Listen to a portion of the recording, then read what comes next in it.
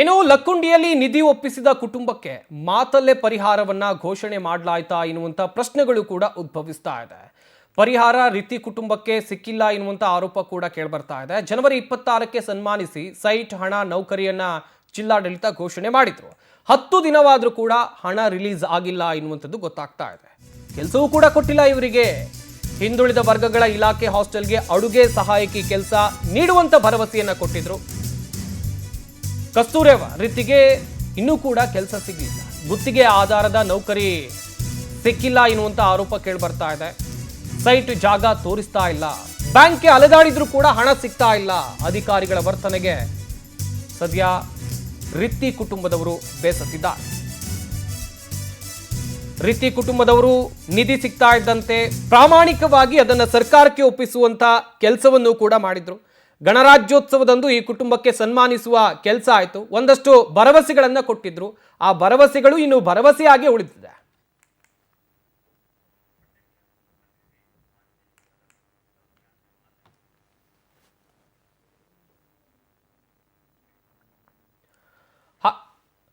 ಹಾಗೆಯೇ ಈ ರೀತಿ ಕುಟುಂಬಸ್ಥರನ್ನ ನಮ್ಮ ಗದಗ ಜಿಲ್ಲೆಯ ಪ್ರತಿನಿಧಿ ಮಹಾಂತೇಶ್ ಮಾತನಾಡಿಸಿದ್ದಾರೆ. ಈ ವೇಳೆ ಅವರು ಏನು ಹೇಳಿದ್ದಾರೆ ಬನ್ನಿ ನೋಡೋಣ.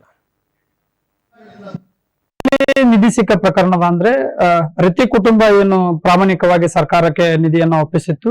ಆದ್ರೆ ಈಗ ನಿಧಿಗೆ ಒಪ್ಪಿಸಿದ ನಂತರ ರಿತಿ ಕುಟುಂಬಕ್ಕೆ ಜನವರಿ 26ರಂದು ಸಹಿತ 5 ಲಕ್ಷ ಮನಿ ಕೊಡ್ತೀವಿ ಹಾಗೂ ಅವ್ರಿಗೆ ನಿವೇಶನ ಕೊಡ್ತೀವಿ ಅಂತಂದು ಮತ್ತೆ ತಾಯಿಗೆ ಒಂದು ಕೆಲಸವನ್ನ ಕೊಡ್ತೀವಿ ಅಂತಂದು ಪ್ರಮಾಣ ಪತ್ರವನ್ನು ನೀಡಿದ್ರು. ಸದ್ಯ ಈಗ ಕಳೆದ 10 ದಿನ ಆಯ್ತು. 10 ದಿನ ಆದ್ರೂ ಸಹಿತ ಅವರಿಗೆ ಒಂದು ನಿವೇಶನ ಎಲ್ಲಿದೆ ಅಂತ ತೋರಿಸಿಲ್ಲ ಹಾಗೂ ಸಹಿತ ಅವರಿಗೆ ಅಕೌಂಟಿಗೆ ಸಹಿತ ಅಮೌಂಟ್ ಜಮಾ ಆಗಿಲ್ಲ ಅಂತಂದು ಇವತ್ತು ಕುಟುಂಬಸ್ಥರು ಸಹಿತ ಅವಳನ್ನ ತೊಡ್ಕೊಂತ ಇದ್ದಾರೆ. ಸದ್ಯ ಆ ಕುಟುಂಬ ನಮ್ಮ ಜೊತೆಗಿದೆ. ಕುಟುಂಬನ ಮಾತಾಡ್ತಾ ಹೋಗ್ತೇನೆ. ಅಮ್ಮ, ಈಗ ನಿಮ್ಗ ಜನವರಿ 26ರಂದು 5 ಲಕ್ಷ ಕೊಡ್ತೀವಿ ಅಂತ ಚೆಕ್ ಕೊಟ್ಟಿದ್ರು, ಮನಿ ಕೊಡ್ತೀವಿ ಅಂತಂದು ಕಾಗದ ಪತ್ರ ಕೊಟ್ಟಿದ್ರು, ಅಥವಾ ನಿಮ್ ಕೆಲಸ ಕೊಡ್ತೀವಿ ಅಂತ ಕೊಟ್ಟಿದ್ರು. ಈಗ ಇದ್ರೊಳಗೆ ಯಾವ್ದಾರ ನಿಮ್ ಮನಿ ತೋರಿಸಿದಾರ ಅಥವಾ ದುಡ್ಡು ಜಮಾ ಆಗಿದೆ ಹೇಗೆ? ಇನ್ನು ಮದೀನು ತೋರ್ಸೇನು ಇನ್ನು ಅದು ಜಮಾ ಇನ್ನು ಯಾರ ಕಡೆ ಬ್ಯಾಂಕ್ ಹೋಗಿ ಬಂದೋಣಿ ಒಟ್ಟು ಜಮಾ ನಮ್ಮ ನಿಮ್ಮರ ನಾವು ಬ್ಯಾಂಕ್ನಾಗ ಹೇಳಿ ನಮ್ಮ ಬಂದೋಣಿ ನಾವು ಇನ್ನು ಜನ ಅನ್ನೇ ಅವ ಅನ್ನ ಪಂಚಾಯತ್ ತೋರ್ಸೇನು ನಮ್ಮನ್ನ ಇನ್ನು ಏನು ತೋರ್ಸೇನು. ಈಗ ಪಂಚಾಯತ್ ಅವ್ರು ನಿಮ್ಗೆ ಜಾಗ ತೋರಿಸ್ತೀನಿ ಅಂತ ಹೇಳಿದ್ರು. ಆ ಜಾಗ ತೋರಿಸಿ ಅದೇನ್ರ ನಿಮ್ಗ ಲೇಔಟ್ಗೆ ಮಾರ್ಕ್ ಹಾಕೊಡೋದು ಏನ್ರ ಮಾಡಿದಾರ ಹೇಗೆ? ಏನು ಏನು ಇನ್ನು ತೋರ್ಸಿಯಲ್ಲ ಏನು ಮಾರ್ಕ್ ಏನು ಅವನು ಏನು ಏನು ನಮ್ಗೆ ಕರ್ದೆ ಏನು ಅವನು ನಿನ್ನೆ ನಿಮ್ ಜನ ನಿನ್ನ ಕರ್ದೆ ಏನು ನಾವು.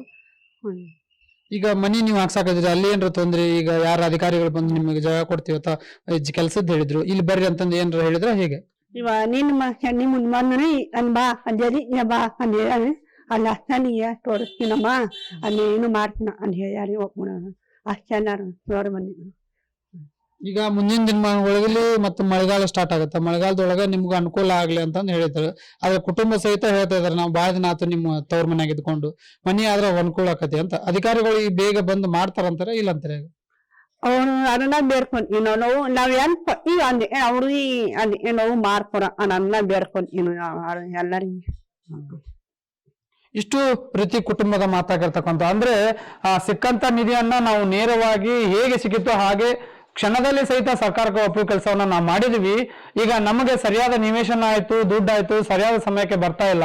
ರಾಜಕಾರಣಿಗಳು ಎಲ್ಲೋ ಒಂದ್ ಕಡೆ ಭರವಸೆಗಳನ್ನ ನೀಡ್ತಾರೆ, ಆಶ್ವಾಸನೆ ನೀಡ್ತಾರೆ ಅನ್ನೋ ಹಾಗೆ ಇಲ್ಲೂ ಸಹಿತ ಆಶ್ವಾಸನೆ ಅಥವಾ ಭರವಸೆಗಳನ್ನು ನೀಡುವ ಮೂಲಕ ಇವ್ರನ್ನ ಹಾಗೆ ತಳ್ಕೊಂತ ಹೋಗ್ತಾರ ಅಥವಾ ಬೇಗನೆ ಇವ್ರ ಕೆಲಸಕ್ಕೆ ಅನುವು ಮಾಡ್ಕೊಡ್ತಾರ ಅನ್ನೋದನ್ನ ಕಾದ್ ನೋಡ್ಬೇಕಾಗಿದೆ. Mahantesh Shugar, power TV news, Gadag.